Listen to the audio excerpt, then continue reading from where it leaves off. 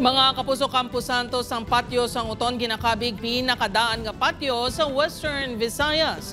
Patio simbolo sang manggaranon nga istorya sang mga nagliligad sa banwa. Si John Sala nakatuto. Kilala ang Banwa sang Uton bilang labing-una nga pueblo nga naistablisar sa isla sa Panay sa tion sa mga Espanyol. Manggaranon ang istorya kag kultura sang Banwa. Isa na diri ang patio nga ginapatihan pinakadaan, hindi lang sa probinsya sang Iloilo, kundi sa bugos nga Western Visayas. Among all the Spanish era nga mga Campo Santo, ang iya sang Uton ang oldest. It is believed to have been constructed sometime in 1802.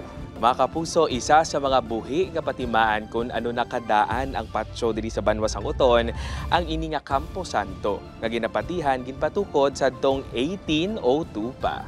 Ang atop sang Campo Santo ang ginatawag tehas.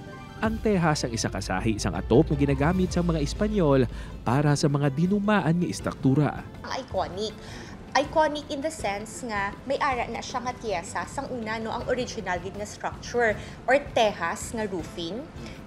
That's a Spanish style roofing pero wala na siya naga-exist subong.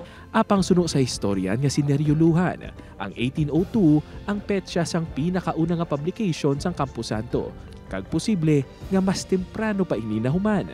The report was written much earlier than 1802 and since it mentioned the cemetery may have been built earlier when the report was written. 2022 sang ginrenovate ang atop sang Campo Santo. Magluwas sa Campo Santo, ang pader sa palibot sang patio ang may mga patimaan nga dumaan. Ang perimeter niya nga kudal, actually it's a low-lying cement. It's made of coral stones. Kung lakton mo ina palibot ang entirety niya, makita mo nga coral stones ina diratanan sa palibot. Ang mga lugar kaangay sa mga patio ang ginatagan importansya tag sa kapiesta minatay.